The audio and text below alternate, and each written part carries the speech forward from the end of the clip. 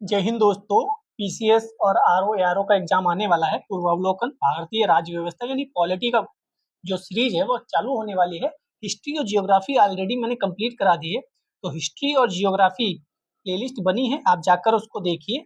और मैं यहाँ पॉलिटी की आपको जितने भी पीवाईक्यू हैं एक्सप्लेनेशन के साथ वह कराने के लिए उपस्थित हूँ। और आप जो आगे सीरीज कहोगे वह सब हम कराएंगे और ये सब क्वेश्चंस बहुत जल्दी हम कंप्लीट कर लेंगे। ठीक है, बहुत ज्यादा क्वेश्चन है और आप जानते हैं कितना ही रिपीट होता है, इसकी आपको बताने की कोई आवश्यकता नहीं है। आज हम शुरुआत करेंगे पहले वीडियो से। कुछ लोग देख रहे हैं, आप भी अगर नए हैं तो जाकर सब्सक्राइब करिए और प्लेलिस्ट सेव करिए, बेल का आइकन चालू कर लीजिए। बिना समय गवाए चलते हैं पॉलिटी की पहली क्लास में, भारत का संवैधानिक विकास। ठीक है, पहला क्वेश्चन आपके स्क्रीन पर, आप भी आंसर देंगे। नहीं पता होगा फिर मैं तो आंसर दूंगा ही दूंगा, और इसके साथ आपका रिवीजन भी हो जाएगा और प्रैक्टिस की प्रैक्टिस हो जाएगी, टेस्ट का टेस्ट हो जाएगा। निम्नलिखित में से किस अधिनियम में कलकत्ता में सर्वोच्च न्यायालय की स्थापना का प्रावधान किया गया था? तो सर्वोच्च न्यायालय की स्थापना कलकत्ता में 1774 में होती है। पहले इसके जो मुख्य न्यायाधीश हैं वो एलिजा इम्पे साहब बनाए जाते हैं। तो आपको पता है 1773 का रेगुलेटिंग एक्ट आता है, इसका ए आंसर सही होगा। वारन हेस्टिंग्स उस समय गवर्नर बनाया जाता है। बक्सर के युद्ध के बाद ये 1773 का रेगुलेटिंग एक्ट आता है, पहला रेगुलेटिंग एक्ट होता है। साथ में जो भी इंपॉर्टेंट चीजें होंगी वह मैं बताता चलूंगा। सर्वोच्च न्यायालय की स्थापना के संबंध में निम्नलिखित में से कौन सा कथन सही है? सही है पूछा या गलत है, उस पर सर्किल बनाते चलेंगे, हैबिचुअल हो जाएंगे। एग्जाम में 2-4 क्वेश्चन जो गलत होने हैं वह आपके गलत नहीं होंगे, क्योंकि इस चक्कर में भी क्वेश्चन गलत होते हैं। नंबर 1, कलकत्ता में सर्वोच्च न्यायालय की स्थापना 1773 के रेगुलेटिंग एक्ट के द्वारा की गई थी। सही है। लेमेस्टर इस न्यायालय के प्रथम मुख्य न्यायाधीश थे। तो अभी हमने बताया लेमेस्टर नहीं थे, वह एलिजा एम्पे थे। तो दूसरा स्टेटमेंट गलत हो जाएगा, पहला स्टेटमेंट सही हो जाएगा। 2016 में आरओ एआरओ के एग्जाम में पूछा गया क्वेश्चन था। तीसरा क्वेश्चन आपके स्क्रीन पर, सूची 1 सूची 2, एक तरफ अधिनियम दिए गए हैं, दूसरी तरफ स्थापना, किसकी अधिनियम से किसकी स्थापना हुई? तो अभी हमने पढ़ा सर्वोच्च न्यायालय की स्थापना 1773 में हुई थी। रेगुलेटिंग एक्ट को ही हिंदी में नियामक अधिनियम कहते हैं, तो परेशान मत होइएगा। बी का 1 और बी का 1 आप देखो एक ही जगह है, और आपको एक अगर आंसर पता है, एक भी मिलान सही कर लेते हो तो आपका क्वेश्चन सही हो जाता है। यानी कि नियंत्रण परिषद की स्थापना पिट्स का भारतीय अधिनियम 1784 में आता है, कार्नवालिस 1786 में आता है। उससे पहले यह नियंत्रण परिषद की स्थापना कर दी जाती है। इंग्लिश मिशनरियों आप जानते हैं, इनको कार्य करने की अनुमति 1813 में दी गई थी। 1813 में ही एकाधिकार समाप्त कर दिया गया था, बशर्ते यह थी कि 2 चीजों पर एकाधिकार अभी भी बना हुआ था, वह 1833 में खत्म होता है। गवर्नर जनरल की परिषद में कानूनी सदस्य की नियुक्ति 1833 में होती है। इस समय मैकाले का आगमन होता है और इसका बी आंसर सही हो जाता है। तो ये सब हमने बता दिया। ठीक है, आपका कुछ सुझाव हो कि सर ये भी ज्वाइन कर लीजिए, ऐसा भी करा दिए, तो वह भी बताते रहिएगा। यहाँ लोकतांत्रिक तरीके से वीडियो बनती है और आपकी जो भी सुझाव है उसको स्वीकार किया जाता है। चौथा क्वेश्चन, निम्नलिखित में से किनसे भारत में अंग्रेजी शिक्षा की नींव पड़ी? 1813 का charter act, general committee of public instruction 1823, प्राच्यवाद एवं आंग्लवाद विवाद। सही उत्तर का चयन करना है, तो इसके तीनों आंसर सही हैं। 1813 में भी, 23 का भी, और ये विवाद जो होता रहा वह भी। बहुत इंपॉर्टेंट है, यहाँ से क्वेश्चन बनते हैं, व्याख्या देख लेते हैं।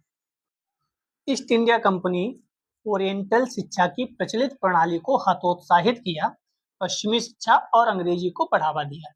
1813 के चार्टर अधिनियम में भारत में शिक्षा के प्रसार के लिए प्रतिवर्ष 1 लाख रुपए खर्च करने का प्रावधान अपनाया गया। ये क्वेश्चन बहुत बार एग्जाम में आ चुका है कि किस अधिनियम के तहत प्रतिवर्ष 1 लाख रुपए खर्च करने का प्रावधान किया गया था। 1823 में general committee of public instruction का गठन किया गया। जिसकी जिम्मेदारी थी कि शिक्षा के लिए 1 लाख रुपए देने की इसकी जिम्मेदारी थी। समिति में 10 यूरोपीय सदस्य शामिल थे, जिसके अध्यक्ष मैकाले को बनाया गया था। इसके बाद गवर्नर जनरल बनता है William Bentinck. William Cavendish Bentinck भी वही है, विलियम बेंटिक, क्योंकि हम लोग विलियम बेंटिक पढ़ते रहते हैं, कैवेंडिश बीच में आ गया तो हम लोग कंफ्यूज हो सकते हैं, इसलिए इनका नाम याद रखिएगा। इन्हीं के समय राजा राम मोहन राय के प्रयासों से सती प्रथा का अंत किया जाता है 1829 में। इसने क्या किया, इसका शासन 1828 से 35 तक था। इसके शासनकाल में 7 मार्च 1835 को मैकाले के प्रस्ताव को स्वीकृत कर भारत में अंग्रेजी को उच्च शिक्षा का माध्यम मान लिया गया। भारत में आंग्ल शिक्षा के समर्थकों के नेता ट्रेवेलियन, ये भी क्वेश्चन बहुत बार पूछा गया है, और एच.टी. प्रिंसेप प्राच्य शिक्षा के समर्थकों के नेतृत्व करता थे। तो प्राच्य के कौन थे, एच.टी. प्रिंसेप। आंग्ल के कौन थे, ट्रेवेलियन। कंफ्यूज बिल्कुल नहीं होना है, ठीक है। 5th क्वेश्चन पे चलते हैं। किस अधिनियम के द्वारा ब्रिटिश संसद ने चाय और चीन के साथ व्यापार को छोड़कर ईस्ट इंडिया कंपनी के भारत के साथ सभी व्यापारिक एकाधिकार को समाप्त कर दिया था? तो आप भी जानते हैं, हम भी जानते हैं, अभी मैंने कुछ क्षण पहले बताया भी था कि 1813 का चार्टर अधिनियम था। इसमें व्यापारिक एकाधिकार समाप्त कर दिया गया था, बस छोड़ा क्या गया था, चीन और चीनी। एक पिछली वीडियो जो हिस्ट्री के पढ़ा रहे थे, आधुनिक भारत का इतिहास, वहां इतने महान लोग थे, उन्होंने चीन को चीनी समझकर सुगर लिखा था। क्वेश्चन में आया कि चाय और सुगर को छोड़कर एकाधिकार समाप्त किया गया था। उनको ये नहीं पता, शक्कर लिखा था, तो उन्हें ये नहीं पता था कि चीन लिखा है कि चीनी लिखा है। उन्होंने चीनी जानकर सुगर यानी शक्कर का नाम वहां पर लिख दिया था। तो अगर आपके एग्जाम में आ जाए चाय और शक्कर, तो समझ जाना ये कोई बहुत ज्यादा समझदार व्यक्ति है जिसने चीन को चीनी समझकर शक्कर लिख दिया है। ऐसा क्वेश्चन हमने इतिहास वाली जो सीरीज है उसमें देखा था, आधुनिक भारत का इतिहास। आप जाकर प्लेलिस्ट सेव कर सकते हैं। 6वां क्वेश्चन, चार्टर एक्ट 1813 के संबंध में निम्नलिखित कथनों पर विचार करें। इसने भारत में ईस्ट इंडिया कंपनी के व्यापार एकाधिपत्य को, चाय का व्यापार, चीन के साथ व्यापार को छोड़कर समाप्त कर दिया। यस। इसने कंपनी द्वारा अधिकार में लिए गए भारतीय राज्य क्षेत्रों पर ब्रिटिश राज की संप्रभुता को सुदृढ़ कर दिया। भारत का राजस्व अब ब्रिटिश संसद के नियंत्रण में आ गया था। तो 1 और 2 तो सही है, लेकिन तीसरा सही नहीं है। भारत का राजस्व ब्रिटिश संसद के नियंत्रण में नहीं आया था। IAS pre 2019। तो एक बार देख लेते हैं, चार्टर एक्ट 1813 से कई क्वेश्चन बनते हैं। तो एकाधिकार वाला तो आपने ऊपर वाले में देख ही लिया था। इस एक्ट के माध्यम से कंपनी द्वारा अधिकृत भारतीय राज्य क्षेत्रों पर ब्रिटिश क्राउन की संप्रभुता को सुदृढ़ कर दिया गया था। इस एक्ट में हालांकि कंपनी को आगे 20 वर्षों के लिए इन क्षेत्रों का अधिकार और राजस्व सौंपा गया था, इसलिए अगला जो एक्ट आता है वह 1833 में आता है। यह ब्रिटिश क्राउन की संप्रभुता के प्रतिकूल नहीं होना था। इस प्रकार प्रश्नगत 1 और 2 सही हैं, परंतु 3 सही नहीं है। भारत का राजस्व 1858 के अधिनियम द्वारा ब्रिटिश संसद के सीधे नियंत्रण में लाया गया। ब्रिटिश कैबिनेट मंत्री के अधीन सेक्रेटरी ऑफ स्टेट का पद बना। विशेषकर राजस्व प्रशासन में उसकी सहायता के लिए काउंसिल ऑफ इंडिया का गठन किया गया। कब किया गया? 1858, जब क्रांति हुई, जब ब्रिटिश क्राउन ने अपने हाथों में सत्ता ली और कंपनी को किनारे कर दिया। 7 नंबर क्वेश्चन, किस अधिनियम ने भारतवासियों को अपने देश के प्रशासन में कुछ हिस्सा लेना संभव बना दिया? कौन सा वो था जिसमें कुछ हिस्सा संभव था? 1833 का चार्टर एक्ट। 1833 का चार्टर एक्ट की धाराओं में सबसे महत्वपूर्ण धारा 87 थी, जिसमें यह कहा गया, किसी भी भारतीय अथवा क्राउन की देशज प्रजा को अपने धर्म, जन्म स्थान, वंशानुक्रम, वर्ण अथवा इनमें से किसी एक कारणवश कंपनी के अधीन पद अथवा सेवा के अयोग्य नहीं माना जाएगा। ये बहुत इंपॉर्टेंट फैक्ट है। अगर क्वेश्चन में दोबारा आया, 2012 में आया था, तो आप लोग फंस सकते हो। तो कौन कौन से हैं? धर्म, जन्म स्थान, वंश, वर्ण या इनमें से किसी एक कारण। चलिए अब देखते हैं ब्रिटिश ताज के अधीन यानी 1858 के बाद की घटनाएं। अगर आप कहेंगे तो ये थ्योरी भी पढ़ा दी जाएगी बहुत ही स्पीड से मैराथन को के थ्रू, लेकिन आपके कमेंट के थ्रू बताना पड़ेगा। चलिए पहला क्वेश्चन, निम्नलिखित में से किस अधिनियम के अंतर्गत भारतीय विधान परिषद को बजट पर बहस करने की शक्ति प्राप्त हुई? भारतीय परिषद अधिनियम 1861, भारतीय परिषद अधिनियम 1892, भारतीय परिषद अधिनियम 1909, भारत शासन अधिनियम 1919। तो आप जानते हैं कांग्रेस का गठन 1885 में होने के बाद जब नरम दल बहुत ज्यादा तेजी से चीजों की मांग कर रहा था तो भारत परिषद अधिनियम 1892 आता है और बजट पर बहस करने का अधिकार दे दिया जाता है। कुछ लोग खुश हो जाते हैं कि ये अधिकार मिल गया और जो गरम दल के लोग थे वह कहते हैं लॉलीपॉप पकड़ा दिया। 1892 के भारतीय परिषद अधिनियम ने विधान परिषद के कार्यों में वृद्धि की। इसके तहत बजट पर बहस करने की शक्ति दी गई, परंतु मतदान का अधिकार नहीं था। यही समस्या थी। तभी कुछ लोगों का आरोप रहता है कि भाई क्या फायदा, 7 वर्षों में सिर्फ यही मिला, और नरम दल वाले कहते हैं 7 वर्षों में यह तो मिला कम से कम। तो अपने अपने देखने का नजरिया है। इस अधिनियम के तहत 6 दिन की पूर्व नोटिस पर कार्यपालिका से प्रश्न पूछने की अनुमति दी गई, परंतु पूरक प्रश्न पूछने का अधिकार नहीं था। बहुत इंपॉर्टेंट है, रिपीट हो सकता है क्वेश्चन, समझ लीजिएगा। दूसरा नंबर, ब्रिटिश भारत में सांप्रदायिक प्रतिनिधित्व की व्यवस्था निम्नलिखित में से किस अधिनियम द्वारा की गई? 1892, 1909, 1919 या 1935? सबको पता है मॉर्ले मिंटो सुधार 1909 के तहत मुस्लिम आबादी को अलग कर के ऐसा कुचक्र रचा गया ब्रिटिशर्स के द्वारा कि बांटो और राज करो वाली नीति कहीं ना कहीं आगे बढ़ी एक कदम। सांप्रदायिक प्रतिनिधित्व 1909, जिसके अंतर्गत मुसलमानों के लिए पृथक निर्वाचक मंडल का प्रावधान किया गया। बहुत महत्वपूर्ण है चीजें, यहीं से पूरा पेपर आपको मिल जाएगा पॉलिटी का। 100% क्वेश्चन कई बार आ जाते हैं एग्जाम में, क्योंकि ये सब बदलने वाला थोड़ी है जो मैं पढ़ रहा हूँ या पढ़ा रहा हूँ। निम्नलिखित में से किस एक अधिनियम द्वारा भारत में संघीय न्यायालय की स्थापना की गई? संघीय न्यायालय की स्थापना उपयुक्त में से कोई नहीं। क्यों, पढ़ लेते हैं, बहुत महत्वपूर्ण है। भारत में संघीय न्यायालय की स्थापना 1 अक्टूबर 1937 को भारत सरकार अधिनियम 1935 के अंतर्गत की गई थी। इसके प्रथम न्यायाधीश सर मॉरिस ग्वेयर थे। ये भी याद रखिएगा क्योंकि एलिजा एमपी आप याद रखते हो, वो पहला सुप्रीम कोर्ट था। ये पहला संघीय न्यायालय है। सर मॉरिस ग्वेयर, जैसे नाम होगा, ग्वेयर नाम का व्यक्ति था। ठीक है, इनको याद रखना क्योंकि एलिजा एमपी बहुत बार पूछा जा चुका है और ये क्वेश्चन पूछने की संभावना बनेगी। अगर मैं होता तो ये क्वेश्चन अवश्य पूछता, क्योंकि एलिजा एमपी तो सबको पता है और मैं एलिजा एमपी भी पहला ही ऑप्शन में देता, और कई ऐसे लोग होते जो क्वेश्चन पढ़ के एलिजा एमपी को टिक करके आगे बढ़ जाते। ध्यान रखिएगा, ऐसा क्वेश्चन बन सकता है। 2500 क्वेश्चन की सीरीज चल रही है, उसको देखो जाके, वहां ये क्वेश्चन आपको मिलने वाला है। भारत का संघीय न्यायालय निम्नलिखित में से किस वर्ष में स्थापित किया गया? तो ध्यान रखिएगा, स्थापित पूछेगा तो आंसर होगा 1937। अगर पूछेगा किस अधिनियम के तहत तो आंसर होगा 1935। गुड। अगर पूछेगा प्रथम मुख्य न्यायाधीश तो होंगे सर मॉरिस ग्वेयर। 5 नंबर क्वेश्चन, केंद्र में द्वैध शासन किस अधिनियम के अंतर्गत स्थापित किया गया? द्वैध शासन की बात हो रही है। द्वैध शासन, तो द्वैध शासन आप जानते हैं 1935 के समय केंद्र में द्वैध शासन स्थापित किया गया था।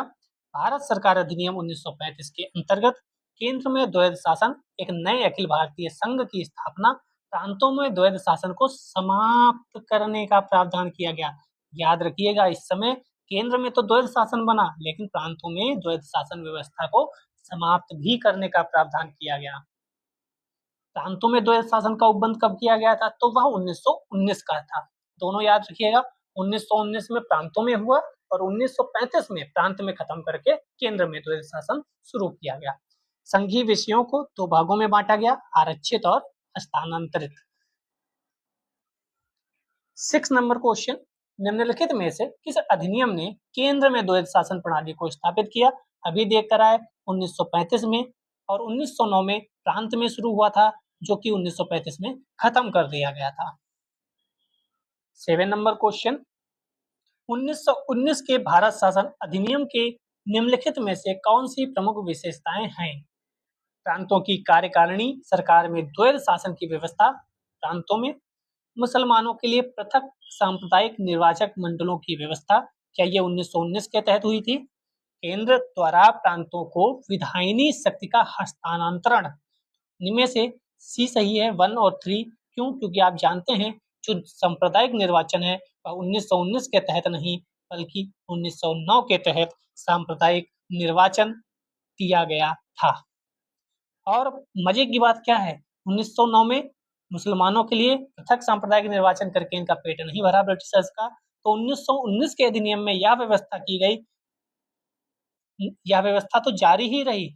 अब इसे सिखों, यूरोपीय, भारतीय ईसाई और एंग्लो इंडियन के लिए भी विस्तारित किया गया, और आगे चल के महान इन ब्रिटिशर्स ने 1932-33 के करीब मैकडोनल्ड घोषणा करते हैं और हिंदुओं के अंदर भी पृथक करके फूट डालने की कोशिश की जाती है। फिर गांधी जी और अंबेडकर जी बैठकर पूना पैक्ट करते हैं, आप उसको आगे क्लासेस में पढ़ेंगे। 8 नंबर क्वेश्चन, निम्नलिखित में से किसने ब्रिटिश भारत में प्रांतीय स्वायत्तता शुरू की? Cabinet mission, Simon commission, Bharat सरकार अधिनियम, या 1919 या 1935? तो अभी पढ़ के आए, आप लोग सुझाव दीजिएगा इस वीडियो को, इस सीरीज को और बेहतर कैसे बनाया जा सकता है। क्या लॉन्ग वीडियो दें, शॉर्ट वीडियो दें, जरूर बताइएगा। ब्रिटिश भारत में प्रांतीय स्वायत्तता की शुरुआत प्रारंभिक रूप से भारत सरकार अधिनियम 1919 में हुई। फिर केंद्र में, ये तो पढ़ के आए, छोड़। 9 नंबर, भारतीय विधान पालिका प्रथम बार द्विसदनीय बनाई गई। विधान पालिका जो थी द्विसदनीय कब बनाई गई? 1919 में ये बनाई गई थी भारत सरकार अधिनियम के द्वारा। प्रथम बार द्विसदनीय, भारत सरकार अधिनियम के द्वारा केंद्र में द्विसदनीय विधान पालिका की स्थापना की गई। ऊपरी सदन को राज्य परिषद कहा गया।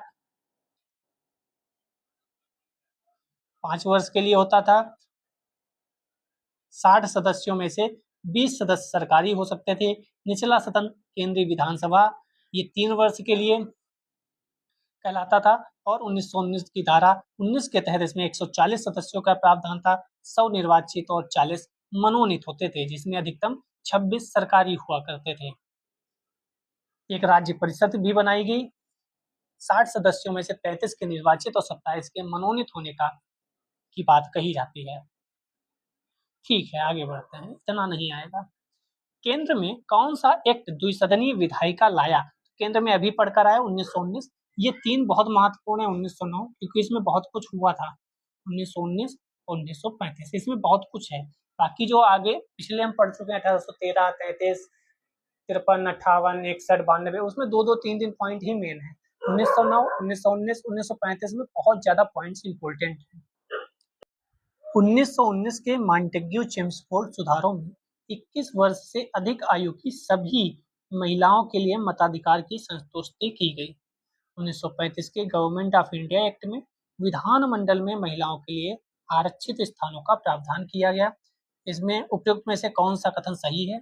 केवल एक, केवल दो, एक और दो दोनों, इनमें से कोई नहीं। मैं यहीं पे ऑप्शन बना दिया आपके लिए, आप इसको देखिए। क्या सभी महिलाओं के लिए मताधिकार की संतुष्टि की गई थी 21 वर्ष से अधिक वाली, और वो भी 1919 में? 1935 में विधानमंडल में महिलाओं के लिए आरक्षित स्थानों का क्या प्रावधान किया गया था? तो इसका आंसर अगर हम देखें तो इसका आंसर बी होता है। केवल 2 मताधिकार वाली जो बात है उसमें 1919 द्वारा महिलाओं को मताधिकार प्रदान किया गया था, परंतु यह सीमित वर्गों की महिलाओं के लिए था, सभी महिलाओं के लिए नहीं था। यानी क्वेश्चन अगर बनता है कि महिलाओं को मताधिकार प्रदान किया गया था, तो यस, प्रदान किया गया था। लेकिन अगर क्वेश्चन बनता है सभी महिलाओं को प्रदान किया गया था, तो नहीं भाई, सभी को नहीं प्रदान किया गया था। वरना हम छाती चौड़ी करके क्यों कहते हैं कि हमारा देश पहला देश था जो आजादी मिलते ही सभी लोगों को वोट देने का अधिकार प्राप्त कराता है, चाहे वह महिला हो, पुरुष हो, इस जाति का हो, उस जाति का हो, इस धर्म का हो, उस धर्म का हो, काला हो, गोरा हो, नागालैंड का हो, यूपी का हो, तमिलनाडु का, कोई मतलब नहीं। अगर 21 वर्ष से अधिक की उम्र है, चाहे अमीर हो, गरीब हो, सब मताधिकार का उपयोग कर सकते हैं। पहला देश भारत है जो आजादी देते हुए ही ये लागू कर देता है। 1935 के भारत सरकार अधिनियम में सांप्रदायिक निर्वाचन प्रणाली का विस्तार करते हुए दलित वर्गों, महिलाओं, श्रमिकों के लिए पृथक निर्वाचन मंडलों का प्रावधान करते हुए विधानमंडल में स्थान आरक्षित किए गए थे। 1935 इंपोर्टेंट है। ठीक है, आगे चलते हैं। 12 नंबर RO प्री 2021 में ही आता है ये क्वेश्चन। भारतीय सिविल सेवा के संदर्भ में निम्नलिखित कथनों में से कौन सा कथन सही है? भारत सरकार अधिनियम 1919 में भारतीय सिविल सेवा के लिए एक अलग परीक्षा का प्रावधान किया गया जो भारत में होनी थी। यस, पहली परीक्षा जो हुई वो शायद प्रयागराज में हुई थी, आपके यूपी में। भारतीय सिविल सेवा में 1941 में भारतीयों का प्रतिशत यूरोप वासियों से अधिक था। क्या आजादी से पहले ब्रिटिश ऐसा कर सकते थे कि भारतीयों का जो प्रतिशत है वो सिविल सेवा, जो कि बहुत महत्वपूर्ण आज भी है, पहले भी थी, उसमें भारतीय ज्यादा हो जाएं और ब्रिटिशर्स कम हो जाएं? नहीं कर सकते थे ना, आप यही सोचेंगे, लेकिन ये सब नहीं था। जैसे ही परीक्षा प्रयागराज में होती है, जैसे ही परीक्षा भारत में होना शुरू होती है, हमारे यहाँ के लोग, क्योंकि परीक्षा अगर हम लंदन देने जाएं तो कितना पैसा लगा कर जाना होता था, आप सोच सकते हो। आज के समय में थोड़ा दूर सेंटर होता है, हम नहीं जा पाते, उस समय तो कैसे आदमी इतनी दूर परीक्षा देने जाता होगा। तो ये बहुत इंपॉर्टेंट है। आधुनिक मेरिट आधारित सिविल सेवा का प्रारंभ 1854 में लंदन में सिविल सेवा आयोग की स्थापना हुई। 1855 में इस प्रतियोगी परीक्षा लंदन में ही आयोजित हुई। पहले तो परीक्षा भी नहीं होती थी, तो ये ध्यान रखिएगा 1854-1855 भी महत्वपूर्ण है। भारतीयों की लगातार मांग हुई कि भारत में ना होकर लंदन में ही होती रही तो हमारी जो दिक्कत है वो बढ़ती जाएगी। भाई हम कैसे, और लिटन नाम का व्यक्ति आता है तो वो उम्र भी घटा देता है। एक तो उम्र घटा दी, ऊपर से इंग्लिश में परीक्षा, तीसरा लंदन में परीक्षा। तो 1919 के अनुरूप 1922 से आईसीएस की परीक्षा भारत में भी होनी प्रारंभ हुई, पहले इलाहाबाद में, फिर दिल्ली में, जो मैंने प्रयागराज बोला क्योंकि तब इलाहाबाद था। तो ये डेट याद रखिएगा, 1922 से 1930 के दशक के अंत तक यूरोप वासियों की उपलब्धता भारतीय सिविल सेवा में कम होती गई।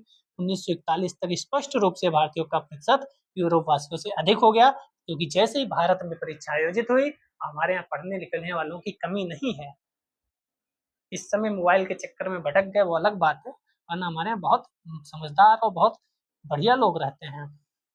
13 केंद्रीय विधानसभा के निम्नांकित में से कौन से निर्वाचन भारत शासन अधिनियम 1919 के तहत हुए? निर्वाचन पूछा गया है, तो 1926 हुआ होगा, 1937 तो 1935 के अंतर्गत हुआ होगा, ये भी नहीं हुआ होगा। तो इसका आंसर अगर देखें तो सी है, 1945 वाला भी 1919 के तहत ही हुआ था। ठीक है, अच्छी गलती हो गई, 1945 वाला भी 1919 के तहत ही हुआ था। प्रश्नगत वर्षों में 1926, 1945 केंद्रीय विधानसभा चुनाव भारत शासन अधिनियम 1919 के तहत हुए थे। ये थोड़ा सा कंफ्यूजिंग है तो याद रखिएगा, ठीक है, दिमाग से उतर सकता है।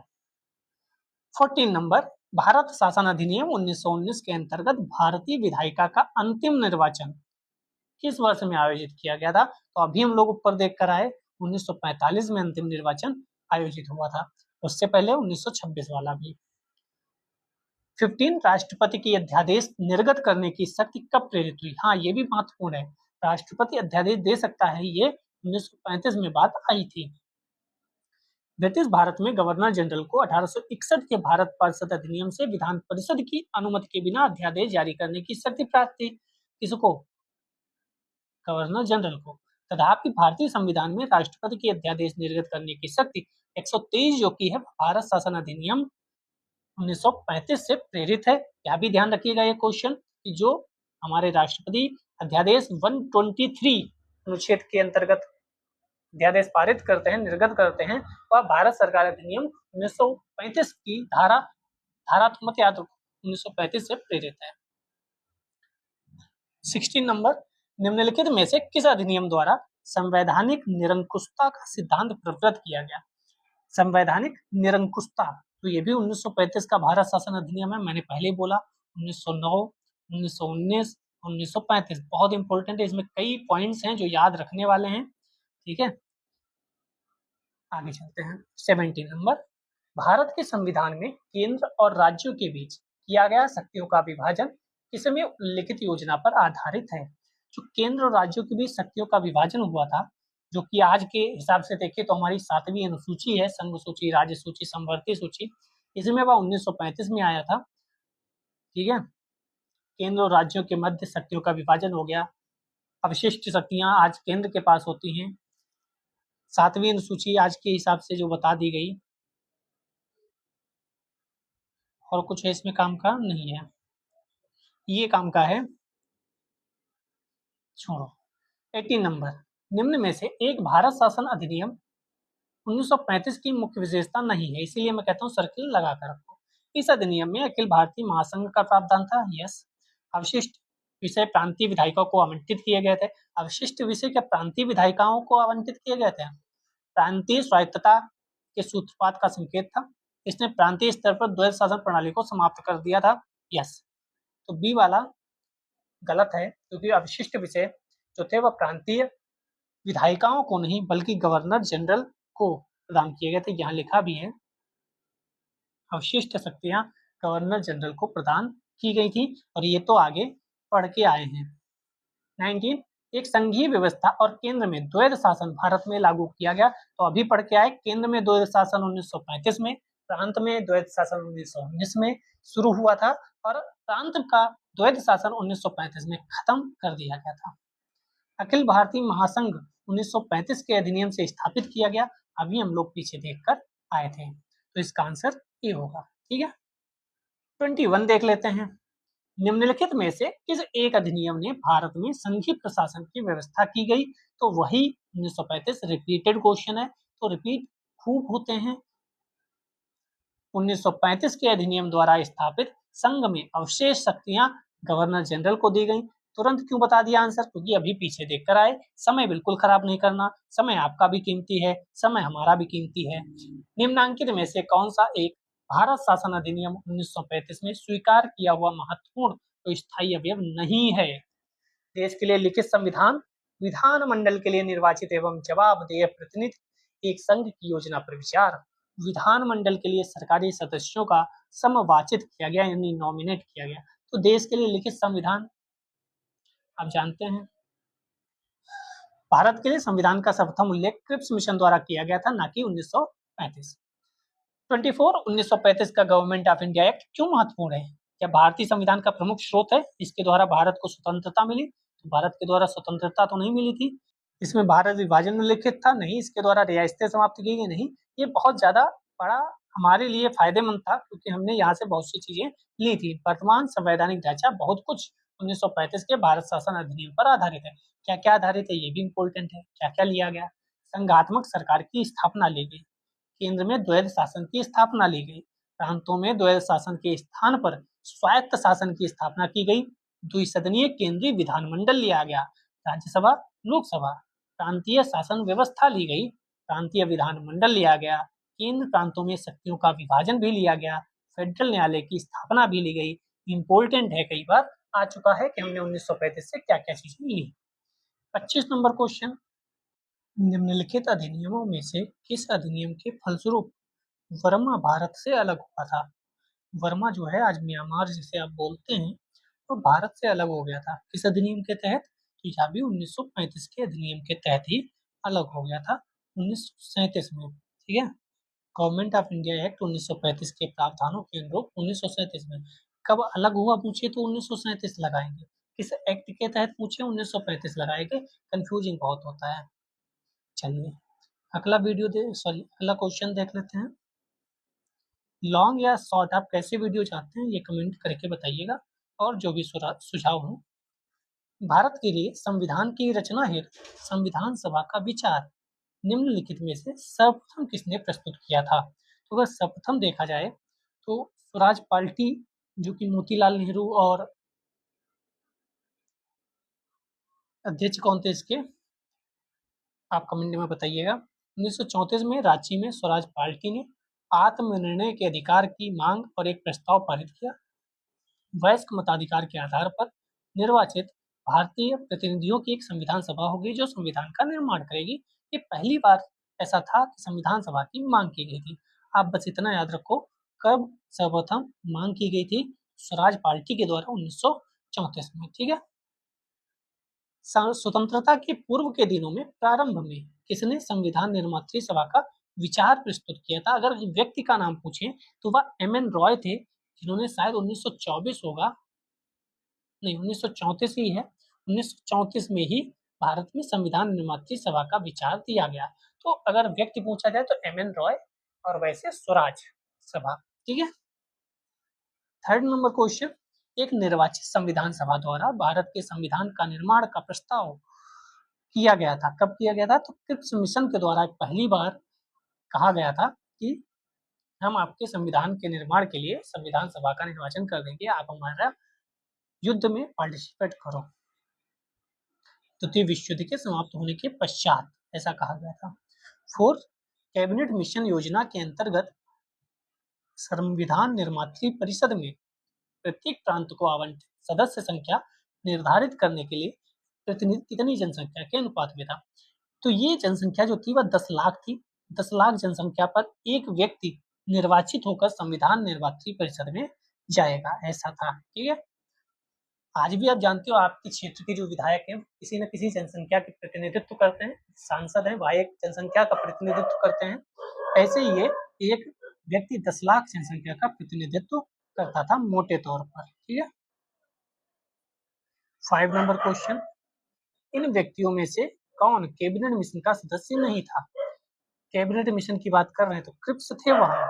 ठीक है। विलियम वुड नहीं थे। इसमें कौन कौन लोग शामिल थे?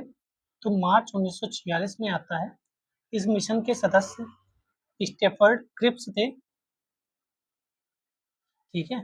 ये अध्यक्ष हुआ करते थे बोर्ड ऑफ ट्रेड के, और ये वही क्रिप्स हैं जो क्रिप्स मिशन लेकर 1942 में आए थे। ठीक, वही क्रिप्स हैं। पैथिक लॉरेंस थे जो कि भारत सचिव उस समय हुआ करते थे, ये दोनों। और ए.बी. अलेक्जेंडर जो उस समय नौसेना मंत्री हुआ करते थे, ये इस मिशन के सदस्य थे। ठीक है। भारतीय संविधान सभा का गठन किया गया था। क्या वो भारत सरकार अधिनियम 1935 के तहत किया गया था? नहीं। क्रिप्स योजना 1942 के तहत किया गया था? नहीं। कैबिनेट मिशन योजना 1946 के अंतर्गत किया गया था? यस। 1947 से पहले तो संविधान सभा का गठन हो चुका था। 7 नंबर क्वेश्चन, 1946 में निर्मित अंतरिम सरकार में कार्यपालिका परिषद के उपसभापति कौन थे? क्योंकि सभापति तो सबको पता रहता है, उपसभापति जवाहरलाल नेहरू जी थे। 24 अगस्त 1946 को अंतरिम राष्ट्रीय सरकार की घोषणा इस व्यवस्था के साथ की गई कि अंतरिम सरकार 2 सितंबर 1946 को कार्यभार संभालेगी। ध्यान रखिएगा, 24 अगस्त 1946 और 2 सितंबर 1946 डेट के साथ याद रखना। क्रोनोलॉजी से क्वेश्चन बहुत पूछे जाते हैं। वायसराय इसमें कार्यपालिका परिषद का प्रथम अध्यक्ष था, और जवाहरलाल नेहरू को उपाध्यक्ष या उपसभापति बनाया गया था कार्यपालिका परिषद का। ठीक है, समझ गए। 8 नंबर क्वेश्चन, निम्नलिखित में से कौन अगस्त 1946 में गठित प्रथम अंतरिम राष्ट्रीय सरकार का सदस्य नहीं था?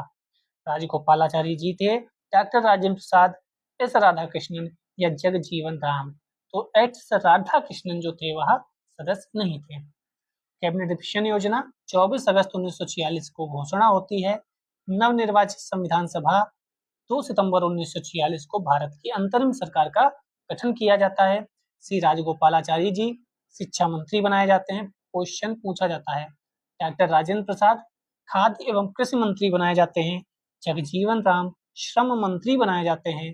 डॉक्टर एस राधाकृष्णन इस प्रथम अंतरराष्ट्रीय सरकार के सदस्य नहीं थे। पंडित जवाहरलाल नेहरू इसके प्रमुख थे, और महात्मा गांधी जी इसमें शामिल नहीं थे। कथन कारण, कथन बेबल योजना के अनुसार कार्यकारी परिषद में हिंदू और मुस्लिम सदस्यों की संख्या समान होनी थी। क्या बेबल योजना ने समान संख्या बताई थी? कारण था, वेवल का विचार था कि ऐसी व्यवस्था से भारत का बंटवारा पच जाता। क्या ऐसा था? कथन सही है, कथन तो सही है, समान होनी थी वेवल के अनुसार, कारण नहीं सही था, कारण गलत था, कारण कुछ और था। पढ़ो, बहुत इंपॉर्टेंट है ये। अक्टूबर 1943 में लिनलिथगो के स्थान पर वेवल वायसराय बनकर आते हैं। लिनलिथगो वही जो 1940 में अगस्त प्रस्ताव या लिनलिथगो प्रस्ताव के बारे में आप सुनते हैं। गवर्नर जनरल नियुक्त किए जाते हैं वेवल, वायसराय भी और गवर्नर जनरल भी। भारतीय संवैधानिक गतिरोध को दूर करने के उद्देश्य से मई 1945 में लंदन गए। वहां उन्होंने भारतीय प्रशासन के संबंध में ब्रिटिश सरकार से विस्तार से बात की, कुछ प्रस्ताव रखे। जून 1945 में उन प्रस्तावों को वेवल योजना के नाम से सार्वजनिक किया गया। वेवल योजना के प्रस्तावों में कार्यकारी परिषद में मुसलमान सदस्यों की संख्या हिंदुओं के बराबर होना, परिषद में वायसराय और कमांडर इन चीफ को छोड़कर सभी सदस्यों का भारतीय होना, शीघ्र ही शिमला में एक सम्मेलन का बुलाया जाना तथा युद्ध समाप्ति के पश्चात भारतीयों के द्वारा खुद का संविधान बनाया जाना, इतने प्रावधान शामिल थे। ये जो इसके आसपास की चीजें हैं ना, यहाँ से क्रोनोलॉजी के बारे में पूछा जाता है। कैबिनेट मिशन कब आया, वेवल योजना, सी राजगोपालाचारी फार्मूला, बहुत पूछा जाता है। जो लियाकत देसाई पैक्ट हुआ था, बहुत कुछ पूछा जाता है, तो डेट भी याद रखना है। वेवल योजना का उद्देश्य राजनीतिक गतिरोध दूर करना, भारत को पूर्ण सुशासन की दिशा में आगे बढ़ाना, सांविधानिक गतिरोध दूर करना था। इसका उद्देश्य कहीं से भी हिंदू मुस्लिम एकता को दृढ़ करना नहीं था, जिससे भारत का विभाजन रुक सके। उन्हें क्या लेना देना था, समझ रहे हो? वो तो बस चले गए उठ के। निम्नलिखित में से कौन से कथन संविधान सभा के विषय में सत्य हैं? क्या वयस्क मताधिकार पर आधारित थी? क्या संविधान सभा वयस्क मताधिकार पर आधारित थी? वह प्रत्यक्ष निर्वाचन प्रणाली का परिणाम था? क्या प्रत्यक्ष निर्वाचन प्रणाली का परिणाम था? वह बहुदलीय निकाय थी? हाँ, बहुदलीय तो थी। मुस्लिम लीग और आपका कांग्रेस और भी कई थे। उसने अनेक समितियों के माध्यम से कार्य किया। आप जानते हैं कितनी समितियां बनी थी?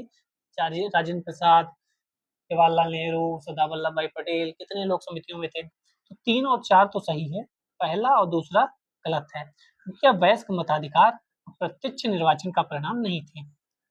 संविधान सभा के गठन के लिए राज्यों की विधानसभाओं का उपयोग निर्वाचक मंडल के रूप में किया गया था।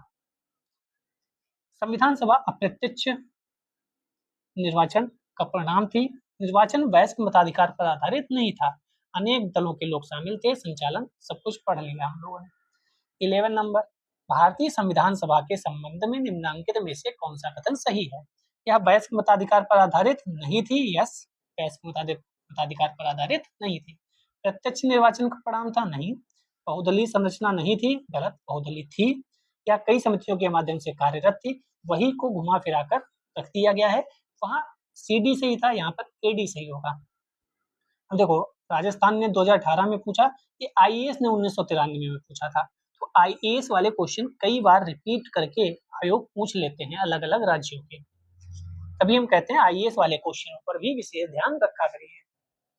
निम्नलिखित में से संविधान सभा के बारे में गलत कथन कौन सा है? गलत पूछा, हम सर्किल बनाएंगे क्योंकि क्वेश्चन गलत नहीं होना चाहिए, ठीक है। इसने बड़ी संख्या में समितियों की मदद से काम किया, प्रारूप समिति सबसे महत्वपूर्ण थी, सही बात है। अल्पसंख्यक समुदाय, ईसाई, एंग्लो इंडियन, पारसियों को सभी में पर्याप्त प्रतिनिधित्व दिया गया। निर्वाचन सार्वभौम वयस्क मताधिकार के आधार पर किया गया। चुनावी प्रक्रिया 1935 के अधिनियम की 6वीं अनुसूची पर आधारित थी, तो सब कुछ सही है। यही वाला कथन जो अभी पीछे देख कर आए थे, सार्वभौम वयस्क मताधिकार नहीं था। यही क्वेश्चन पूछा जाएगा अगर पूछा गया तो। 13, भारत के संविधान का प्रारूप तैयार करने वाली संविधान सभा के सदस्यों को ब्रिटिश संसद द्वारा नामित किया गया था। कैसी बात कर रहे हो? गवर्नर जनरल द्वारा नामित किया गया था? नहीं। विभिन्न प्रांतों की विधानसभाओं द्वारा चुना गया था? यस। कांग्रेस मुस्लिम लीग द्वारा चुना गया? नहीं। वही क्वेश्चन अलग अलग तरीके से पूछा जा रहा है। 14 नंबर, आपको कुछ दिक्कत लग रही हो आप जरूर कमेंट करिएगा, उसको सुधार किया जाएगा। भारतीय इतिहास के संदर्भ में प्रांतों से संविधान सभा के सदस्य उन प्रांतों के लोगों द्वारा सीधे निर्वाचित हुए थे? नहीं। भारतीय राष्ट्रीय कांग्रेस? नहीं। विधानसभाओं द्वारा निर्वाचित हुए थे? यस। नहीं। तो इसका भी सी आंसर सही है। वही क्वेश्चन अलग फ्रेम में पूछा गया है। यहाँ भी वही क्वेश्चन अलग फ्रेम में। संविधान सभा में सदस्यों का चुनाव कांग्रेस नहीं, सीधे नहीं, प्रांतीय सभाओं द्वारा, यस, राज्यों के शासकों द्वारा नहीं। समझ गए आप अलग अलग तरीके से कैसे क्वेश्चन पूछा जा रहा है। 16 संविधान सभा के चुने हुए स्थायी अध्यक्ष कौन थे? संविधान सभा के चुने हुए स्थायी पूछा गया है, स्थायी। आप समझ रहे हो, राजेंद्र प्रसाद जी के बारे में पूछा गया, क्योंकि प्रथम पूछा जाता ना तो सच्चिदानंद सिन्हा जी प्रथम थे, लेकिन वह स्थायी नहीं थे।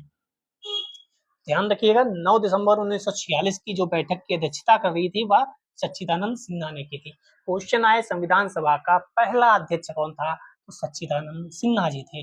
अगर क्वेश्चन आए संविधान सभा का अस्थायी अध्यक्ष कौन था, सच्चिदानंद सिन्हा जी थे। संविधान सभा का स्थायी अध्यक्ष कौन था, डॉक्टर राजेंद्र प्रसाद थे। तो 9 दिसंबर को सच्चिदानंद सिन्हा और 11 दिसंबर से डॉक्टर राजेंद्र प्रसाद जी निर्विरोध संविधान सभा के स्थायी अध्यक्ष चुने गए थे। 17 संविधान सभा की प्रथम बैठक की अध्यक्षता, तो अभी मैंने बोला अगर प्रथम आए तो सच्चिदानंद सिन्हा आंसर लगाइएगा। 18 उद्घाटन अधिवेशन की अध्यक्षता, उद्घाटन अधिवेशन पूछे, प्रथम अधिवेशन पूछे, सब हम क्वेश्चन में सच्चिदानंद सिन्हा जी को टिक करेंगे। समझ गए आप।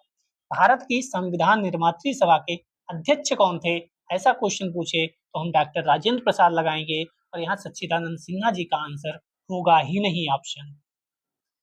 स्वतंत्र भारत की संविधान सभा के अध्यक्ष कौन थे, तो हम समय नहीं गंवाते हैं, राजेंद्र प्रसाद जी को लगाते हैं। लेकिन ये क्वेश्चन बहुत महत्वपूर्ण है। मैंने जो 2500 क्वेश्चंस की सीरीज स्टार्ट की है वहां भी ये क्वेश्चन मैंने डाला था और ये क्वेश्चन कईयों को पता नहीं होता है। प्रथम मनोनीत उपसभापति कौन थे, क्योंकि अध्यक्ष तो सबको पता है, उपसभापति नहीं पता होता है, तो उपसभापति फ्रैंक एंथनी थे। लेकिन लेकिन लेकिन सब्र करिए, अभी अभी कहाँ खत्म हुई कहानी। संविधान सभा के प्रथम अस्थायी उपाध्यक्ष फ्रैंक एंथनी थे। जैसे अस्थायी अध्यक्ष थे वैसे ही अस्थायी उपाध्यक्ष भी थे, जिन्हें 9 दिसंबर 1946 को अस्थायी अध्यक्ष सच्चिदानंद सिन्हा द्वारा मनोनीत किया गया था। अगर स्थायी पूछे तो जैसे वहां राजेंद्र प्रसाद जी हैं वैसे यहाँ एच.सी. मुखर्जी होंगे पहले स्थायी उपाध्यक्ष।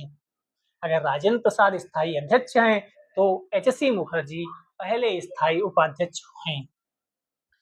22 भारतीय संविधान सभा की स्थापना की गई थी। संविधान सभा की स्थापना 9 दिसंबर 1946, प्रथम अध्यक्ष सच्चिदानंद सिन्हा, प्रथम उपाध्यक्ष फ्रैंक एंथनी। 23 नंबर संविधान सभा की प्रथम बैठक 9 दिसंबर 1946। संविधान सभा का गठन हुआ था 9 दिसंबर 1946। संविधान सभा का प्रथम अधिवेशन 9 दिसंबर 1946। ये क्वेश्चन बार बार पढ़ना जरूरी नहीं है, हम आपको बताए दे रहे कितनी बार क्वेश्चन पूछा गया, इससे आप अंदाजा लगा सकते हैं, इसीलिए बार बार बता रहे हैं, स्पीड में भाग रहे हैं। संविधान सभा की पहली बैठक 9 दिसंबर 1946। संविधान देने का प्रस्ताव संविधान सभा द्वारा कब पारित हुआ, 22 जनवरी 1947। ये क्वेश्चन बहुत इंपॉर्टेंट है।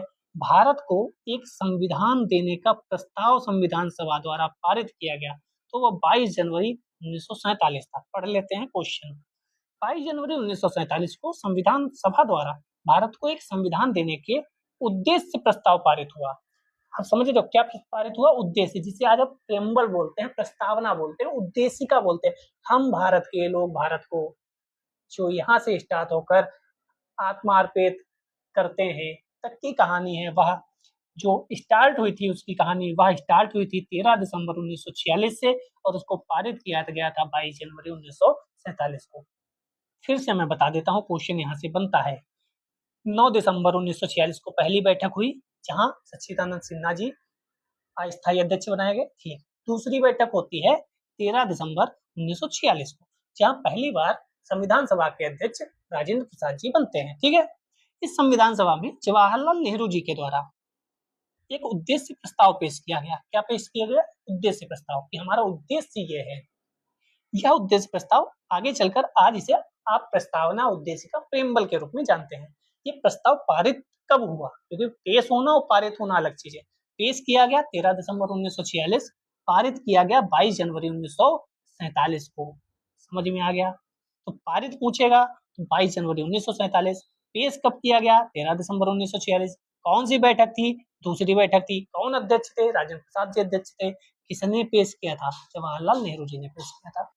28 संविधान सभा के सम्मुख संविधान की प्रस्तावना का प्रस्ताव किसने रखा था? तो अभी पढ़कर आए जवाहरलाल नेहरू जी ने। कब? दिसंबर में 1946। कितने दिसंबर डेट थी? 12 या 9? 12 दिसंबर थी कि 13 दिसंबर? 13 दिसंबर थी, याद रखिएगा। यहीं पे कंफ्यूजन क्रिएट करके आपको फंसाया जाएगा। 13 की जगह 9 दे देगा, 12 दे देगा या 22 जनवरी दे देगा। तो कब पारित हुई, कब पहली बैठक हुई, सब कुछ महत्वपूर्ण है। 29 फिर वही क्वेश्चन, संविधान सभा में उद्देश्य प्रस्ताव किसके द्वारा पारित किया गया या प्रस्तुत किया गया? जवाहरलाल नेहरू जी के द्वारा। 30 नंबर क्वेश्चन, संविधान के निर्माण से संबंधित निम्नलिखित कथनों में से कौन सा सही है? पंडित नेहरू के उद्देश्य प्रस्ताव का जो संविधान सभा द्वारा स्वीकार किया गया था, संविधान के निर्माण पर असर था। उद्देशिका बहुत महत्वपूर्ण उद्देश्यों की पूर्ति करती है। संविधान को भारत के लोगों ने आदेशित किया है। राज्य के मुखिया को लोग प्रत्यक्ष रूप से निर्वाचित करते हैं। तो 1, 2, 3 तो सही है, चौथा गलत है, क्योंकि राज्य के मुखिया को लोग प्रत्यक्ष रूप से निर्वाचित नहीं करते, क्योंकि राज्य का मुखिया जो है वह राष्ट्रपति होता है, उसे अप्रत्यक्ष रूप से चुना जाता है संसद और विधानसभा के निर्वाचित सदस्यों के माध्यम से। आगे हम और विस्तार से पढ़ेंगे। 31 भारतीय संविधान को बनाने हेतु भारतीय संविधान सभा के कुल कितने अधिवेशन हुए? तो यह भी बहुत बार पूछा जाता है। 12 अधिवेशन हुए थे कुल। 2 वर्ष 11 माह 18 दिन का समय लगा था। कुल 11 अधिवेशन 1950 तक नहीं, 1949 तक हुए थे। और 12वां अधिवेशन अगर देखें तो वह उस दिन हुआ था जिस दिन पारित होना था, उससे 2 दिन पहले। तो 11 अधिवेशनों के अतिरिक्त संविधान सभा पुनः जनवरी 24 1950 को बैठती है, ठीक है, और वहां भारत के संविधान पर हस्ताक्षर किए गए थे, ठीक है। कुल अगर दिन पूछे तो 11 अधिवेशन मतलब कुल अवधि 165 दिन की थी। अंतिम अधिवेशन अगर 11वां पूछा जाए तो 26 नवंबर 1949। डेट बहुत महत्वपूर्ण है, कई बार सीधे सीधे पूछ ली जाती है। यहाँ ही देखो, पीसीएस ने 2018 में पूछा, भारत की संविधान सभा की अंतिम बैठक की सही तिथि को बताइए। तो यहाँ 26 नवंबर 1949 भी है, 24 जनवरी 1950 भी है। सही आंसर हम क्या लगाएंगे? सही आंसर हमें 24 जनवरी 1950 लगाना पड़ेगा, क्योंकि अंतिम बैठक 24 जनवरी 1950 को हुई थी। अगर ये ना हो ऑप्शन में तो आप 26 नवंबर 1949 को टिक कर सकते हैं। 33 भारत के संविधान के निर्माण में संविधान सभा को कितना वर्ष लगा? 2 वर्ष 11 माह 18 दिन। बचपन से पढ़ते आ रहे हैं, आपको आज भी याद होगा। ये बढ़िया क्वेश्चन है। 34 आ जाओ। ऐसे क्वेश्चन बढ़िया होते हैं और हाल फिलहाल में ऐसे क्वेश्चन पूछने की जो फ्रिक्वेंसी है, आवृत्ति है, वो बढ़ गई है।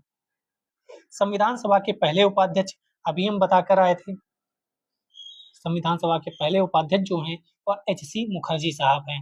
प्रारूप समिति के मूलतः एकमात्र कांग्रेसी सदस्य पूछा गया। संघ संविधान समिति के अध्यक्ष पूछा गया। राजस्थान की रियासतों का प्रतिनिधित्व करने वाले संविधान सभा के अध्यक्ष को सदस्य को पूछा गया। सी वाला इसलिए पूछा गया क्योंकि राजस्थान का प्रश्न है। 1 का 4 हमें पता है अगर, तो हम 1 का 4 से ही आंसर निकाल सकते हैं। हमें और देखने की आवश्यकता भी नहीं है और हमें आंसर भी मिल जाएगा। तो 1 भी पता होता है ऐसे क्वेश्चन में तो हम कई बार लगा लेते हैं। बी का 3 आपको पता है, एकमात्र कांग्रेसी सदस्य जो थे प्रारूप समिति में वह के.एम. मुंशी थे। प्रारूप समिति के अध्यक्ष डॉक्टर भीमराव अम्बेडकर जी को बनाया गया था। राजस्थान की रियासतों का प्रतिनिधित्व करने वाले वीटी कृष्णामाचारी थे और संघ संविधान समिति के अध्यक्ष जवाहरलाल नेहरू जी हुआ करते थे। इम्पोर्टेंट क्वेश्चन है। हालांकि पहले अस्थायी उपाध्यक्ष हम बताकर आए आपको, फ्रैंक एंथनी थे, ठीक है, याद रखिएगा। 35 नंबर क्वेश्चन, भारतीय संविधान के निर्माण के समय संवैधानिक सलाहकार कौन थे? क्वेश्चन पूछने की फ्रिक्वेंसी देखो, 3, 98, 7, 14 में पूछा गया और ये बहुत ही इंपॉर्टेंट पर्सन थे, बी.एन. राव साहब। याद रखिएगा, संवैधानिक सलाहकार नियुक्त किया गया था इन्हें। 36 नंबर क्वेश्चन, भारतीय संविधान का प्रथम प्रारूप किसने तैयार किया गया था? तो ये तैयार किया था बी.एन. राव साहब ने। संवैधानिक सलाहकार हुआ करते थे। बी.एन. राव के मूल प्रारूप में 243 अनुच्छेद और 13 अनुसूचियां थी। फिर बात को चेंज होते होते ये चेंज होता गया। भारतीय संविधान का तृतीय वाचन कब प्रारंभ हुआ? तृतीय वाचन, इसमें स्टार लगा, इसका मतलब कुछ गलती है, पढ़ लेते हैं। संविधान सभा में भारतीय संविधान का तृतीय वाचन 17 नवंबर 1949 से प्रारंभ हुआ, 26 जनवरी 1949 तक चला, जो कि ऑप्शन में कहीं नहीं दिख रहा है। 38, भारत का संविधान पूर्ण रूप से तैयार हुआ था। तो पूर्ण रूप से ऐसे क्वेश्चन फंसाने वाले होते हैं। पूर्ण रूप से ये 26 नवंबर 1949 को हुआ था। 26 जनवरी 1950 ऑप्शन ए में दिया गया है, जिससे आप कंफ्यूज हो और उसको टिक कर दें। तो ये सब हम ऊपर पढ़ के आए हैं, कोई इसमें दिक्कत नहीं है। ये चीज याद रखो, ये एक इम्पोर्टेंट है।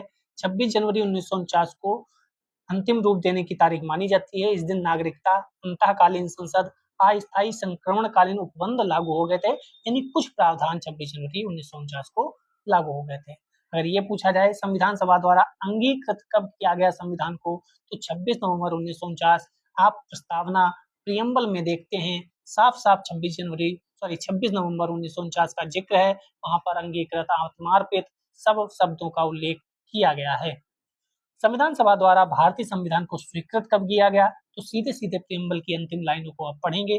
26 जनवरी, बार बार 26 जनवरी याद आता है, माफी चाहता हूँ। 26 नवंबर 1949 भारतीय संविधान किस स्थिति को अपनाया गया था, तो ये भी लिखा है वही 26 नवंबर 1949 प्रियम्बल की अंतिम कुछ पंक्तियों में। 42, भारतीय संविधान कब लागू हुआ, तो हम लगाएंगे 26 जनवरी 1950 को। अगर लागू पूछेगा तो 1950, आत्मार्पित, समर्पित, अंगीकृत, ये सब 26 नवंबर 1949 लगाएंगे, कंफ्यूजन मत रखिएगा।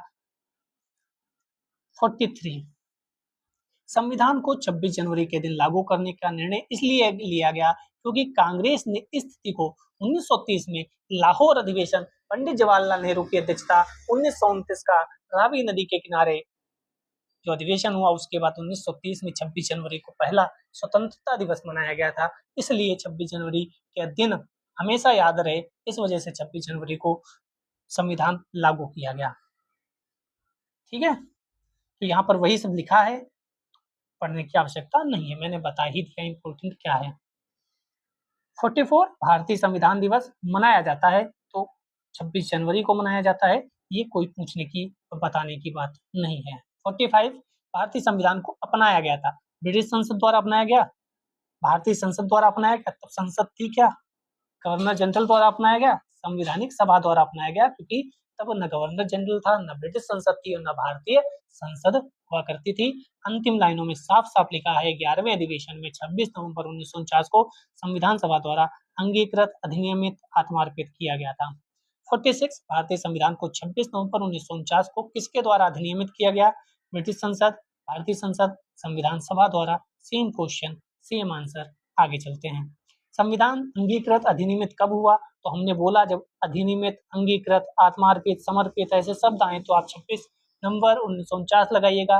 1950 26 जनवरी तभी लगाना जब शब्द लिखा हो कब लागू हुआ, ये लामू नहीं है, लागू है, ये तभी लगाइएगा जब लिखा हो कब लागू हुआ। ये भी इम्पोर्टेंट है। 48 number question, B R Ambedkar का संविधान सभा में निर्वाचन हुआ था, इसकी इंटरेस्टिंग कहानी है, कहानी पढ़ते हैं फिर आंसर देते हैं। वर्ष 1946 में संपन्न संविधान सभा के प्रारंभिक चुनाव में डॉक्टर भीमराव अम्बेडकर अविभाजित भारत के बंगाल प्रांत के पूर्वी भाग से निर्वाचित हुए थे, यानी जो बांग्लादेश बन गया आज के समय में। यह क्षेत्र पाकिस्तान में चला गया उस समय। तो भारतीय गणराज्य के बम्बई प्रेसिडेंसी के ऊना संसदीय क्षेत्र से उपचुनाव में निर्वाचित होकर भारतीय संविधान में सम्मिलित हुए। दो हो गए, एक तो बंगाल प्रांत वाला और दूसरा ये बम्बई वाला।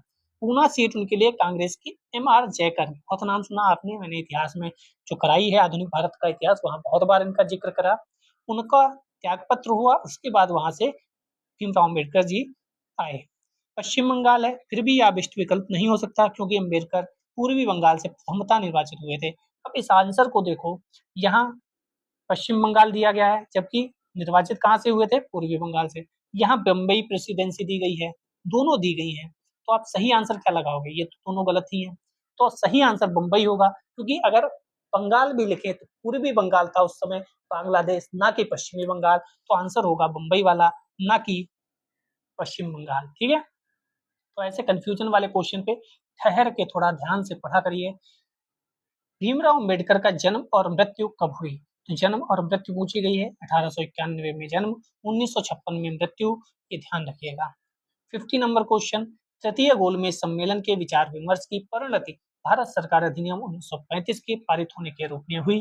भारत सरकार अधिनियम 1935 ने ब्रिटिश भारत के सूबों और भारतीय रियासतों के एक संघ पर आधारित ऑल इंडिया फेडरेशन के गठन का उपबंध किया था।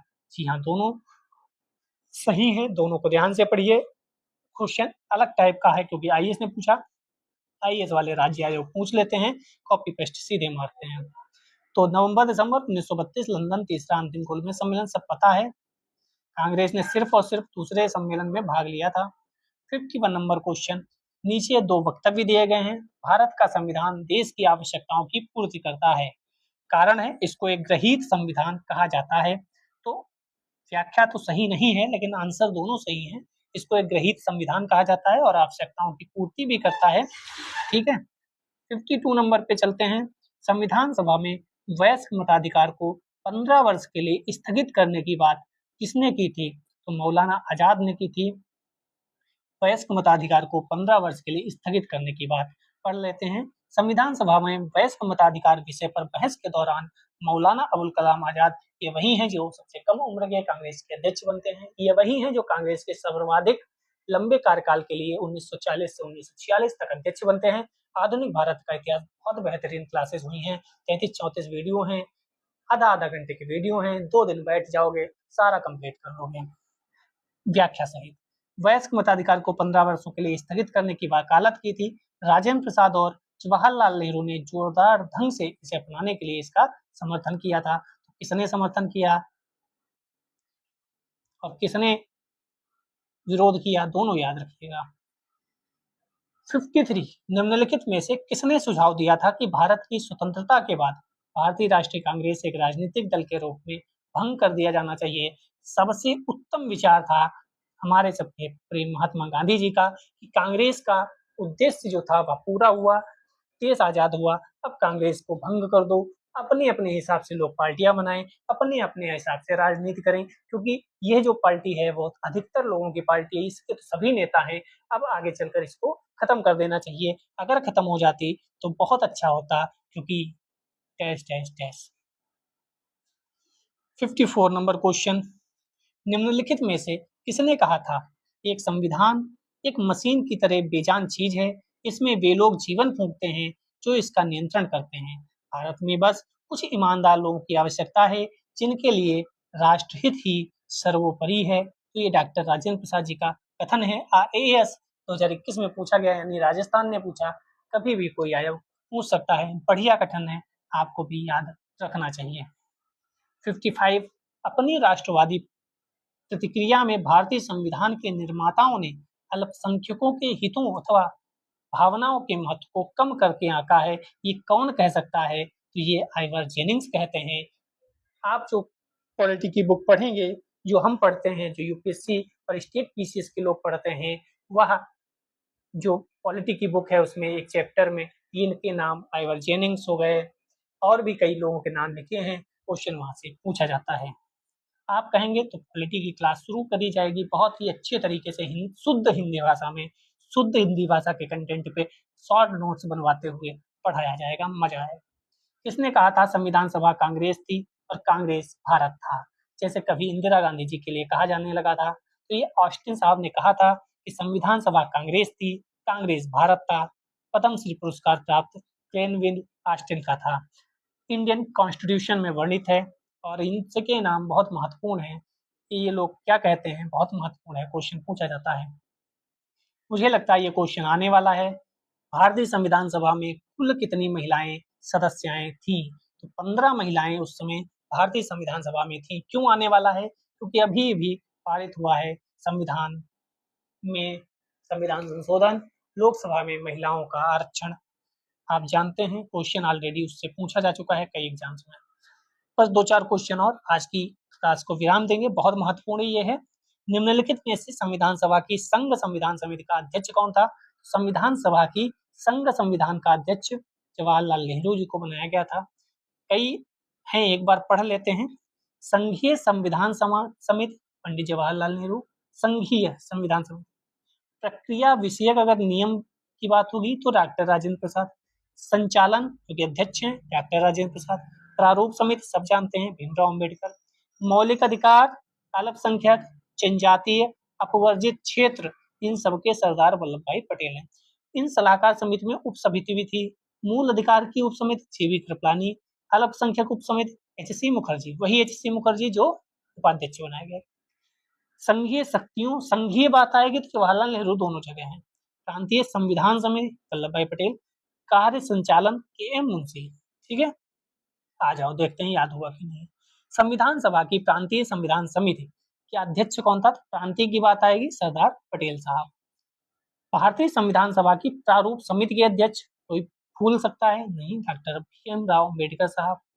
4 नंबर क्वेश्चन, भारतीय संविधान की प्रारूप समिति के अध्यक्ष डॉक्टर भीमराव अम्बेडकर साहब। आ जाओ सूची मिलाते हैं, स्टार बना है यानी कि गलत है, हम पढ़ लेते हैं।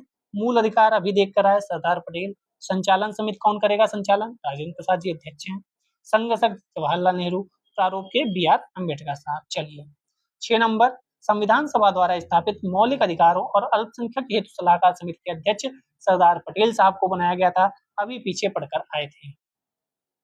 7 नंबर, डॉक्टर बी.आर. अम्बेडकर की अध्यक्षता में संविधान सभा की प्रारूप समिति में कितने अन्य सदस्य थे? ध्यान रखिएगा कितने अन्य सदस्य। अगर प्रारूप समिति में कितने लोग थे पूछेंगे तो आंसर अलग होगा, क्योंकि तब डॉक्टर बी.आर. अम्बेडकर जी भी उसमें शामिल हो जाएंगे। तो संविधान सभा में, प्रारूप समिति में, प्रारूप समिति में कितने लोग थे? तो 7 लोग थे, लेकिन एक अध्यक्ष था और 6 अन्य सदस्य थे। तो 6 अन्य सदस्य और एक अम्बेडकर साहब, तो टोटल पूछा जाएगा 7। नाम याद कर लो, नाम आता है बहुत।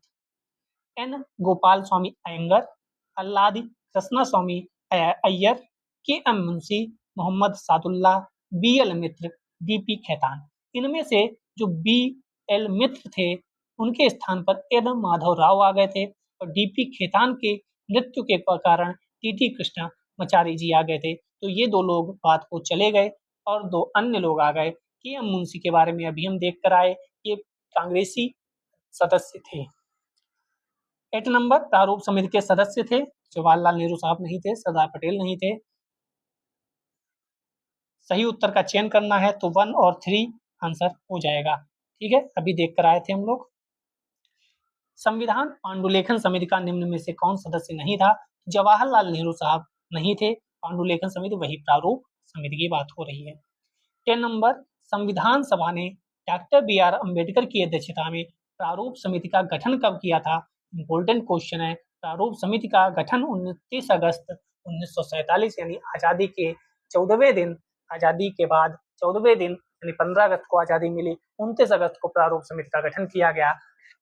ठीक है, अध्यक्षता डॉक्टर बी.आर. अम्बेडकर। इतनी देर से बोल रहे, लाइक कमेंट नहीं बोला, कर दीजिएगा, शेयर भी कर सकते हैं। हम चलते हैं अपने आज के अंतिम क्वेश्चन की तरफ। संविधान निर्मात्री परिषद की झंडा समिति के अध्यक्ष कौन थे? बहुत इंपॉर्टेंट क्वेश्चन है, कई अलग अलग एग्जाम्स में आ चुका है। तो झंडा समिति के अध्यक्ष डॉक्टर राजेंद्र प्रसाद जी थे, बिहार के रहने वाले। क्वेश्चन आ सकता है।